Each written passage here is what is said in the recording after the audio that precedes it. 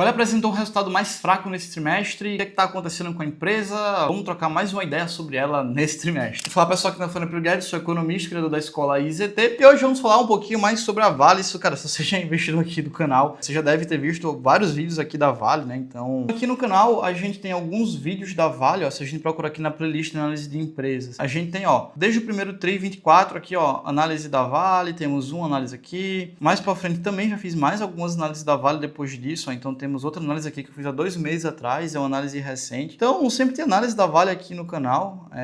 Se você não sabe como analisar a Vale, veja. Então assim, esses são os 2 vídeos aqui da Vale que a gente tem, então vale a pena você assistir se você não conhece a Vale. Então, principalmente se você está perdido, se você não sabe analisar a Vale, é muito importante para você entender o que analisar, tá? A galera fica muito presa ali em relação a matérias da Vale, isso aqui é uma coisa que sempre pega muita galera, né? Cara, a Vale é uma empresa muito grande e a galera realmente precisa fazer matérias para gerar euforia, né? Então, fala um negócio da China, fala um negócio dos Estados Unidos. O cara precisa, botar matéria o tempo inteiro para ter notícias sobre a Vale. E quem analisa a Vale sabe que a última coisa que você vai olhar é alguma matéria, tá? Mas vamos lá. Esse é o resultado da Vale aqui. E a gente pegar o trimestral, a gente vai ver que a receita foi uma receita maior, né? Teve um EBIT também maior e o lucro também foi um pouquinho maior. Mas vamos entender o que é que aconteceu nesse trimestre com a Vale para ter tido esses resultados. Será que foi um trimestre melhor, pior? Enfim, vamos entender um pouquinho mais dessa comparação. Mas quando a gente olha na base, no mesmo ano para trás, foi mais fraco, tá? Seja lucro, seja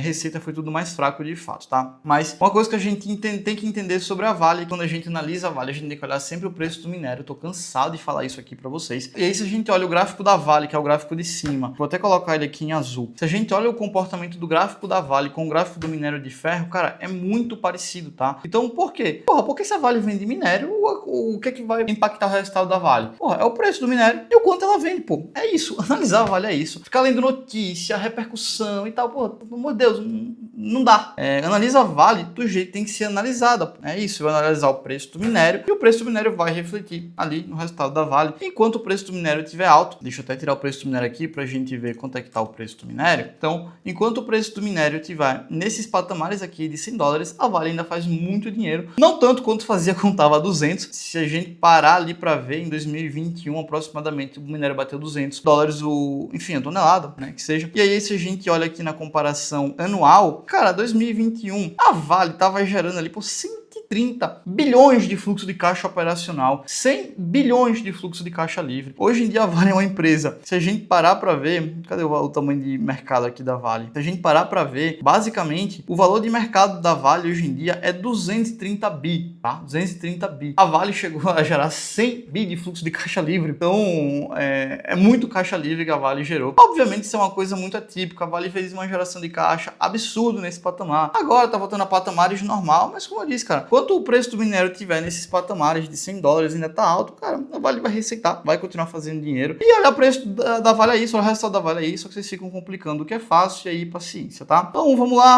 apresentação, comentários iniciais, e aí Vale para 2030, né? Aquelas projeções de longo prazo, por 5 anos para frente, né? Enfim, o investidor mal aguenta segurar a Vale ali por 2 anos, os caras fazem projeção de 5 anos aqui, né? Mas sardinhada é grande. Mas investir em empresa de commodities é isso, tá? É longo prazo, não é ficar em curto prazo. Portfólio superior, parceria confiável, orientada para resultado, que negócio bonito, né? Então, você vê. Lesões registráveis em alto potencial, ambiente de trabalho sem acidente, né? Enfim, desempenho sólido com segmentos de negócio, é isso aqui que importa, tá? A gente vê que do segundo TRI para cá, a Vale teve um leve aumento da produção de minério, mas o grande ponto-chave que eu queria trazer para vocês, que eu já venho comentando, é essa produção de níquel e essa produção aqui de cobre, né? Que realmente ali onde a Vale está colocando uma grande aposta, né? A Vale está apostando bastante. Eles chamam de metais de transição energética, né? Salve, esse aqui é o nome dos metais que ele dá. Mas níquel e cobre ali onde pode ter os maiores potenciais ali de crescimento para a Vale, tá? Porque, cara, minério é isso. O minério aqui vai ser o mesmo minério em qualquer lugar, né? Enfim. E um grande ponto que a Vale tem é uma eficiência operacional, é baixar custo. Baixa custo, chega um ponto também que não baixa mais, mas uma grande diversificação que a Vale tem, além dessa redução de custo, de fato ali, esses metais de transição energética, tá? Esses metais de transição energética. Então tem um programa ali, Novo Carajás, aceleramento do crescimento do cobre, obtenção da licença prévia do projeto Bacaba. Então esse projeto Bacaba vai estar muito perto da mina de Sossego, e aí, cara, vão se interligar, né? E aí o CAPEX fica muito reduzido, né? Não precisa investir tanto. Então vai começar ali, né, o projeto Startup em um primeiro semestre de 2028, porra, tem tempo para começar, hein?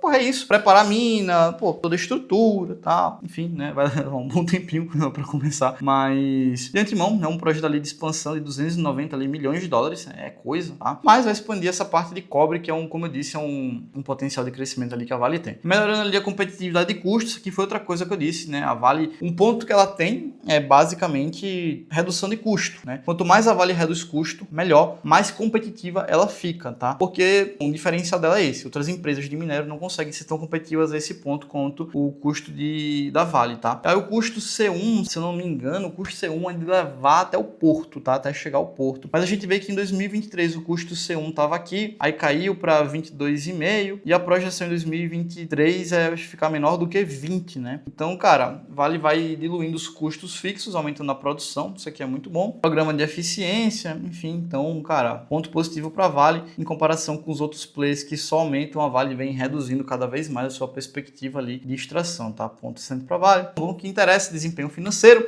EBITDA, alavancas de eficiência de custos, ajudando a compensar os preços mais baixos das commodities. E a gente, como eu já havia dito, que causou para a gente ter um EBITDA aqui mais fraco foi, né, a redução do preço do minério, né? Quando a gente olha o segundo tri, o preço do minério foi o que teve o maior impacto aqui, tá? No resultado da Vale. Então, como eu disse, é preço vezes quantidade. Se o preço caiu, para compensar, tem que vender mais, né? Então, a gente vê que basicamente a contribuição dos metais de transição energética deu ali um bom resultado, né? Enfim, 314 para melhorar o EBITDA, beleza? Custo do caixa C1, frete, né? Levemente melhor, isso aí, beleza e tal, mas EBITDA mais fraco. Ponto devido à questão do minério, que ali teve uma queda no seu preço. Aí a gente vê um outro ponto importante do minério de ferro. O custo caixa C1, como eu disse, que é o custo até levar até o porto, reduziu, tá? 11%, cara, excelente, tá? E aí, esse custo all-in do minério de ferro seria basicamente, se eu não me engano, é para deixar até a China, né? Aí aqui seria o break-even da Vale, né? Ou seja, se o preço do minério caísse desse patamar aqui, a Vale entraria no prejuízo. Então, 55 dólares seria esse preço. O preço do minério, como a gente viu, tá em 101 dólares, pô. Então, pô, 101 dólares para 55, pô, sacanagem, né? Vale tá fazendo muito dinheiro, tá? Muito dinheiro mesmo ainda. Custo do cobre também caindo 60%, do níquel 30%, muito bom, né? E provavelmente isso aqui deve ter uma diluição de custo fixo, provavelmente aqui. Geração de fluxo de caixa livre, EBITDA, né? Capital de giro, investimento em CAPEX, despesa financeira, líquida de imposto. E aí tem aquela questão da descaracterização da barragem, fluxo de caixa livre ali de 1 bi, tá? Bem tranquilo. Vai pagar a JCP, enfim, tal. Dívida líquida da empresa 18 bi no primeiro tri 25. Teve efeito de fluxo de caixa livre recorrente, provisão e tal. E ali está um intervalo dentro da meta que ela quer, né? Entre 10 e 20 bi, está em 17. Então a dívida líquida está bem alinhada com o que eles querem. Bem tranquilo. Avançando com uma parceria confiável, foco na excelência operacional, produção recorde, beleza, competitividade de custos, isso aqui é importante, crescimento do cobre, abordagem de alocação de capital. Então é isso. Olhando aqui para os indicadores da Vale, tá? A gente consegue ver que na comparação trimestral, né? No caso do ano a ano aqui, na verdade, teve uma queda de receita, tá?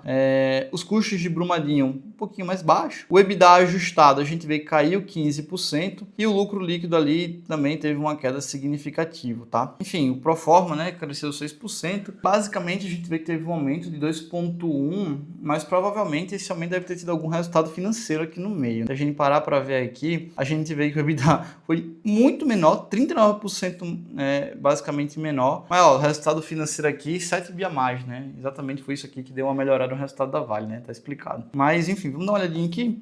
O desempenho operacional de custo melhorou em todos os segmentos, no caminho para atingir o guidance. Preço médio do minério de ferro foi de 85 dólares, 6% menor no trimestre a trimestre, 13% ano a ano. Então, é isso, né? Então, com queda do preço do minério, a gente tem o resultado menor da Vale, ok? Guidance, EBITDA, totalizou 7% maior, ok? O EBITDA pro forma, que provavelmente deve estar tirando aqui alguma questão questão cambial. Vamos dar uma olhada mais embaixo. Dívida líquida em linha, como a gente já falou. Juros sobre capital próprio, beleza. Metal de transição energética, projeto Bacaba foi aquele que a gente já havia falado. Enfim, ESG, reparação, né? Aquela questão da barragem. Olhar se basicamente eles estão, né? Reparação do acordo integral, da Samarco, tá tudo progredindo. E aqui a gente consegue ver que o EBITDA de 3,4, né? Essa queda basicamente de 14%, gerou um lucro de 6% a mais, né? Mas aí, por quê? Se a gente parar para ver o resultado financeiro, né? Isso aqui está em dólares, né? Positivo aqui foi 1,2 bi de dólares negativos, aqui 167 positivo, então isso aqui realmente tem um impacto, e também itens não recorrentes, que são os impairments aqui, ó, de tributos sobre o lucro, que fez positivar, tá? Então, basicamente ali, o que salvou o resultado da Vale mesmo, de fato, foi o resultado financeiro, que deu uma boa melhorada ali no resultado da Vale. Aí aqui a gente já havia falado, enfim, do EBITDA. E aí, para quem não sabe o que é Proforma, ele coloca aqui embaixo, tá? Então, EBITDA, Proforma para divulgação. A fim de aumentar a transparência e a compatibilidade, Vale divulga o resultado Proforma, uma métrica que oferece uma visão mais clara do desempenho ao longo dos períodos. Ela é composta pelo EBITDA, ajustado conforme a definida nota 4, demonstração financeira da Vale, sendo a divulgação obrigatória do IFRS 8, segmentos operacionais. Exclui os efeitos de Brumadinho, de sectorização da barragem e itens não recorrentes. Então, basicamente, se você quer saber o que é a Proforma, é isso aqui, tá? E aí, onde eu queria chegar, era só para pegar a linha aqui embaixo, não era investimento, não era isso, não era o fluxo de caixa livre aqui da empresa, nada disso, não era o endividamento da Vale também, cara, a Vale tá bem tranquila, né? Se a gente para ver, ó, basicamente, olhando aqui o endividamento da Vale, a Vale tá com a dívida, cara, de 1.1, pô, EBITDA tranquila demais, mas eu queria mostrar mesmo, deixa eu baixar aqui, é que basicamente ó, o preço do minério no segundo tri estava 111 dólares e agora a tonelada ali está 97, e aí uma queda no preço do minério, tá? Faz com que basicamente a gente tenha a redução se não vender a mesma coisa. E aí a gente vê que teve a queda e que basicamente o minério de ferro vendeu menos ainda, então vendeu menos e o preço caiu, tá? Caiu basicamente ali 13 a 15% quando a gente para ver e o volume vendeu. Então, pô, Vale vai ter um resultado menor, tá? É isso, não tem acabou, né? Se quiser olhar sobre Vale, é basicamente isso no momento. Como eu disse, aquela construção de metas de transição energéticas ainda é um valor pequeno do EBITDA, tá? Então, ainda é um valor que não representa tanta coisa, não é um valor tão representativo, mas para ficar de olho, porque mais para frente possa ser que de fato melhore muito o resultado da Vale. E aqui eu também queria trazer a questão do EBITDA por segmento. Então, quando a gente olha para ver de todo o total da Vale, basicamente ali, vamos considerar uns 4 aqui, basicamente, bilhões de dólares, a gente vê que a maior parte do resultado quase todo ali vem do minério de ferro, né?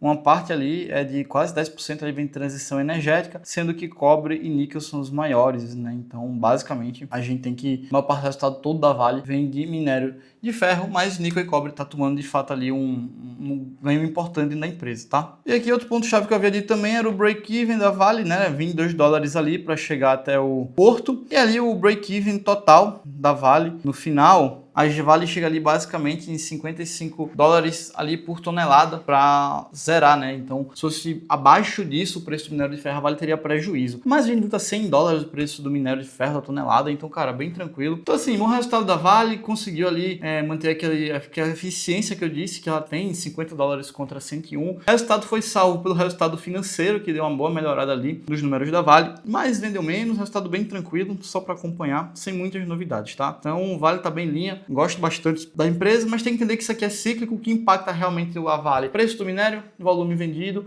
não é ficar olhando notícias, não é ficar olhando nada demais. Então, assim, é muito burburinho que vai ter de todos os lados. Vale é uma empresa para o longo prazo, que a gente busca que os ciclos sejam cada vez mais altos, dado que é uma empresa cíclica. E é isso, sem muitas novidades desde a última análise da Vale para cá. E aí o grande ponto aqui é continuar acompanhando mesmo ali a Vale.